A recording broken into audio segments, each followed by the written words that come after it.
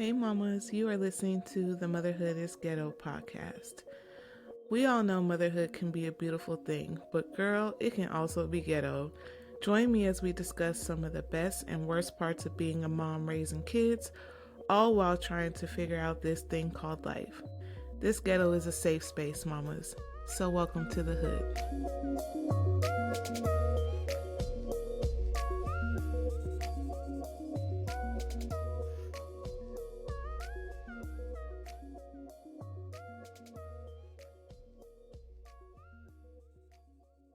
Hey mamas, welcome back to another episode of Motherhood is Ghetto.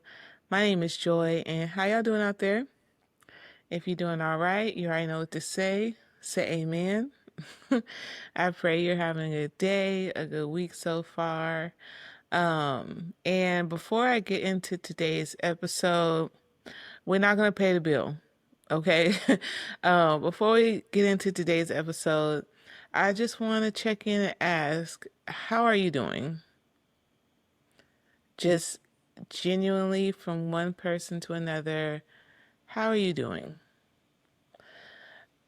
I find myself asking myself this a lot lately, just based off of the state of the world today. There's so much, there's so much going on, y'all. So many things, and quite honestly, a lot of it is scary. Um, just just the state of the world today worries me. And I know that if I'm worried, then a lot of y'all may be worried. So I'm just checking in to see how y'all are doing, making sure that you are taking care of you, turning off that news or putting your phone down when you need to, stepping away from the screen, doing something else, touching grass, going outside, because man, this is a lot. This is a lot that's going on. Depending on it, actually, it really doesn't even matter what side of the issues that you're on. This is America is America right now, and I just want to check on y'all, make sure you're okay. I know I've been thinking a lot about what the future may look like for my kids and even for myself, and I get worried and frustrated and I get mad. But at the same time, I'm making sure to stay focused and not let what's going on in the world deter me from staying motivated and reaching my goals and trying to be the best mom I can be to my kids. So, if you're in the same boat, then I encourage you to do the same. But I just wanted to let y'all know that we're going to be all right. We're going to be all right. This too shall pass. I pray that it passes for the quickness, because there's things going on that ain't right. It ain't right. And it's crazy to think that our country has gotten here, but we here. And I'm just praying for everyone who's affected or is going to be affected by all these changes going on as far as citizenship and people getting sent to countries they have no ties to, families being separated, and just all that stuff is heavy. It's heavy, but I want y'all to make sure you're taking care of yourself. Make sure that you're doing what you can to teach your children whatever it is in your heart you feel you want to teach them or guide them on. But yeah, it's a lot. So I just want to check in, make sure everyone is okay. Amen. Amen. So today's episode, I thought it was kind of fitting. I wanted to talk about survival mode.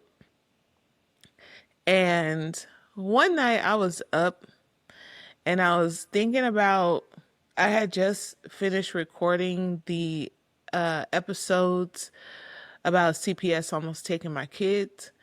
And I was up one night and I was thinking, like, have I been raising my kids all this time in survival mode? Because telling that story really took me back to that time. Y'all, like, after recording those episodes, like, I had to really, like, I had to woosah, like, and I had to recalibrate. I had to recalibrate after that because it really did take me back to that mindset and how I was feeling and just how low I felt during that time. And I was thinking I was in 100% survival mode during that time. So many things were going on that for me, in my opinion, was very traumatic, had a real effect on my life. And I don't know if I responded to it in the best way. I remember always being stressed. I remember always being tired. And when I think back on how my kids may have perceived what was going on, it almost brought me to tears because I just don't remember. I remember like doing what I needed to do and taking care of my kids and stuff like that, but I don't remember being as present and hands on with them. And that makes me sad because because I'm definitely like that now and I've been doing the work to bring myself out of survival mode. And I just was asking myself, like, was I raising my kids in love or was I raising them in survival mode? Like, was my stress and my anxiety being perpetuated onto them? Were they feeling it? Like, how did I show up in their eyes? Like, I just had all these questions and it led me to kind of go down a rabbit hole and kind of deep dive into what it looks like living in survival mode and how some things that you do while you're in survival mode could brush off onto your kids and essentially you could be raising your kids in survival mode. So that's what I want to talk about today. I want to talk about what quote unquote survival mode is because it's not a technical health mental health term or anything like that. It's just a side effect of a whole bunch of stress and your body being in a constant state of fight or flight no matter what you're doing. Your body, that's your body's and your mind's reaction to the stress and any type of traumatic events that have gone on or are going on in your life. It throws you and your body into a survival mode where you're in a constant state of just worry or you're in a constant state of fear, and there may not be any imminent danger, but now your body's so used to being under this stress that it thinks that it needs to protect you at all times. So, we're going to talk about survival mode, what it is, how it shows up, how it could be potentially affecting our relationships with our children, and how we could try to move out of survival mode. Now, for me, like I said, I've been actively trying to move myself out of survival mode. And let me tell you, I still struggle with having that feeling that at any moment I'm gonna lose what I have, or at any moment there's gonna be something terrible that happens and I can't shake it. Like I cannot shake it, but I'm working on it. And I know one day I will be completely out of survival mode, but for right now, I'm still doing what I got to do to change my mindset and to recalibrate my nervous system. Amen. Because it's even gotten to a point where when I'm sleeping, I wake up with these little like mini panic attacks. Even in my sleep, like my body thinks that there's something to be afraid of. And that's crazy.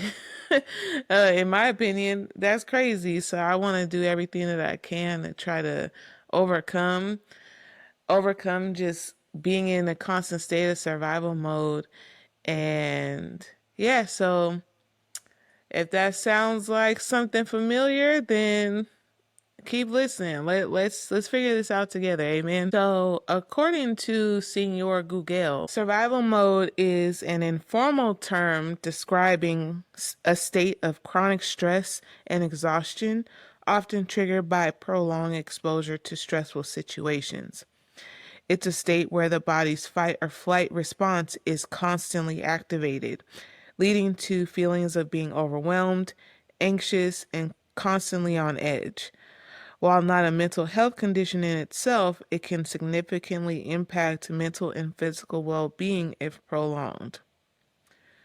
So, that is a overview of what survival mode is, and basically in a nutshell, like it's a dysregulated nervous system.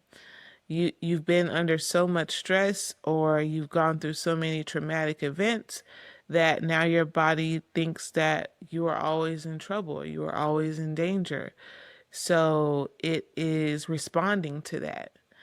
And man, to be in a perpetual state of fear, just walking down the street, doing what you normally do day to day, like your body's still trying to fight or flight, like that is crazy. And it goes on to say the perceived threat doesn't always have to be a current life threatening situation. It can be a past trauma or a stressful situation that's not actually dangerous. Oh, man. So, some of the signs that you may be in survival mode is anxiety and hypervigilance, constant feelings of anxiety, being on edge, and hypervigilance, difficulty relaxing, trouble relaxing or calming down, even in safe environments. That's personally what I struggle with. I struggle with relaxing and just simply being. So I'm working on that.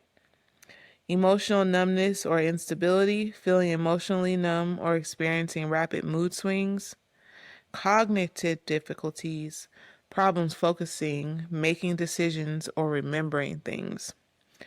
Exhaustion, feeling tired and drained even after sufficient sleep. Physical symptoms, increased heart rate, shallow breathing, digestive issues, and muscle tension. Self-medication, using substances like alcohol, drugs, or food to cope with negative emotions. So, with all that being said, so we know what survival mode is and how we can identify if we've been living in survival mode and some of the things that cause it. So, how does it look raising a child in survival mode? So, this is pretty much just going to be my opinion. If you want to do your research on, how if you think that you may be raising your child in survival mode, then you could do your research. But I'm just going to share what I think, in my opinion, as to how I came to the conclusion that I may have been raising my children in survival mode. So, in my opinion, kids adapt to their environment. So, what they hear, what they see, what they can touch, smell, their experiences, all that, they learn to adapt to it. So, if you're in a constant state of survival mode, if you're overworked, you're exhausted all the time, you're you're in a constant state of fear or past traumas or current traumas, are taking over your life and making you move a certain way or act a certain way or live a certain way, all that stuff. Your children are watching it. And at some point they're going to reconcile in their minds that this is a normal way to live. So just as an example, so if you're a mom, right? And you fear that if you don't work enough hours or if you don't work every day, even on your off days, that y'all are going to be broke or you're going to lose your place of living. So you have to keep working. Like you have to miss all the milestones, all the things that are going on with your kid because you have to make a living. Because if you don't, then you're going to end up like so and so, and you don't want that to happen. Or you experienced that growing up where you maybe had an unstable environment and your family had to move from place to place because your parents kept losing a job and they couldn't pay their rent. So that past trauma could be bubbling up for you as an adult. And now the way you live and the way that you go about life is all in response to that trauma. It's all about you surviving and living in that survival mode because your body has been conditioned to think that this is what I have to keep doing, like no matter what, because I don't want to end up like that. I don't want to experience that same trauma in my adult life. So your children are seeing this and they're thinking that that's normal. So then they also live their lives that way. So when they grow up, the cycle just continues. And for me, what I think is that that's how we end up raising our kids in survival mode and instead of love. So instead of recognizing those traumas or those triggers, we're just kind of going through the motions and our bodies are going right along with us. And at the end of the day, we could be raising our kids in survival mode and not even know it. So some of the ways that I feel like raising your child in survival mode can come up when it comes to your children and the relationships that you have with your kids. It can mean less connection because when you get home from work, all you want to do is sleep. So you come home, cook dinner, go straight to bed type of thing. Also, too, it could mean you're too busy with work because of the fact that you're so scared to be broke or to be homeless or for your kids to be hungry. You work all day, every day. Don't take any days off.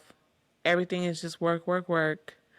So you don't have time, for family. I feel like when you're in survival mode, you're just emotionally unavailable. As I think in the past and how I went about life, these things come up for me. Like I don't feel like I was emotionally available for my kids, and I don't feel like I gave enough love. I think I gave just enough for them to not feel not feel like no one loved them, but I believe in my opinion that I could have given so much more. The way that I love my kids down now, but I feel like I could have gave so much more when they were younger because I definitely was that mom who was always working. Anytime overtime came up, I would sign up for it because I just didn't know what to expect. With my husband, if he was, if he was going to keep a job or not, I was always afraid that I was going to lose what I had. So I stayed busy with work to make sure financially we were okay. And just thinking back on it, I was like, I could have given so much more. And a lot of the times I was too tired to spend like real quality time with my kids. I was so tired. I just remember being in a perpetual state of tiredness when my kids were younger. At one point I was working two jobs, like it was just wild. And all because I was like, I don't know what to expect. And I don't ever want to be in a position where I lose what I have. And things just kept happening like unexpectedly. And I remember my trauma and my fight or flight got so bad that my heart rate would elevate every time my phone rang while I was at work, because I was so used to getting a phone call about something going on with my husband or my kids, then I would have to leave work. Like it got so bad that anytime my phone would ring at work, like I would like stop and my heart rate would elevate, my heart would beat really fast, and I would just kind of like have to catch my breath before I looked to see who's calling, because I was always afraid that it was going to be someone on the other end telling me something, that something was wrong with my kids, something was wrong with my husband, and I needed to come home right away. So that for me, that's how bad it got. And the more that I think about it, the more I'm like, man, I was living in survival mode and I may have been raising my kids in survival mode, and dang it.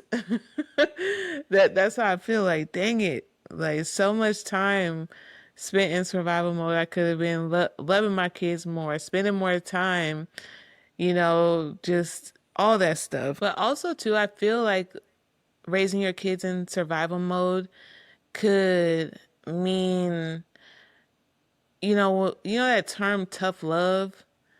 Like when your parents say like I'm giving you tough love, or they say like I'd rather it be me telling you this or doing this to you than someone else on the streets or a stranger.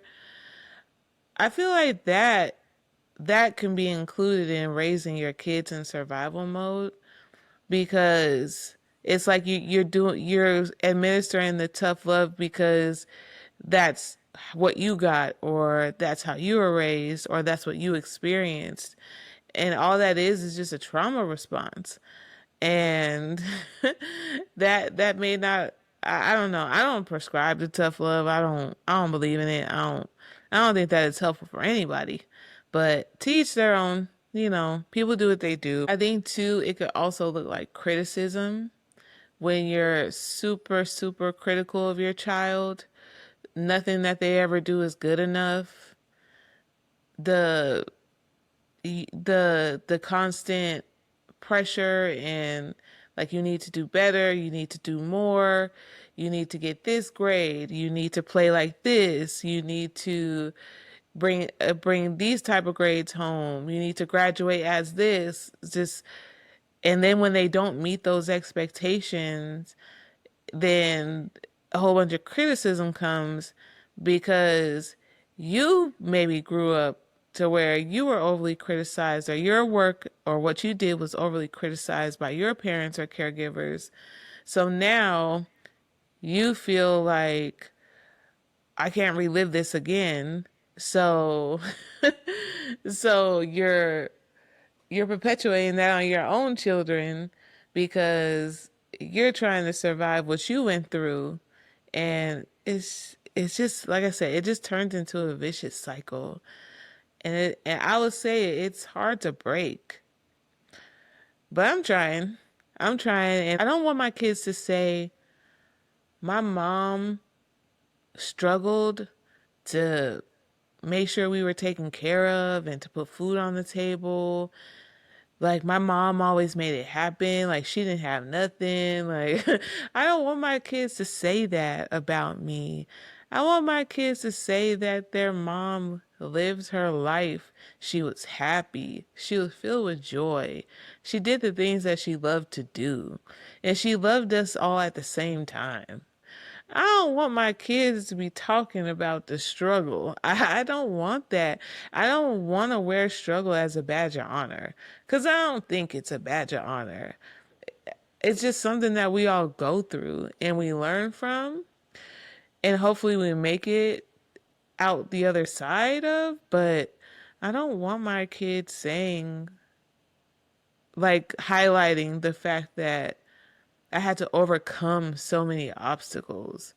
Not saying that that's a bad thing, but I just don't want that to be all that my life is about. Or I don't want that to be all that my kids remember about me. I want my kids to remember that I smiled and I changed my life around and I lived a life that was worth living to me. And I know that I can't do that or I can't show them that if I'm constantly living in a state of survival mode. And I don't want to raise them in survival mode. So that's what I'm working on. That's what I'm working on for me and making sure that I live a life that's truly authentic to me and addressing those traumas, right? Doing what I got to do, whether that means like seeking therapy or you know, recognizing when those past traumas or those stressors come up and kind of taking a moment like, okay, let's breathe through it. Let's figure out what we're going to do next, but let's not have a survival mode reaction to this.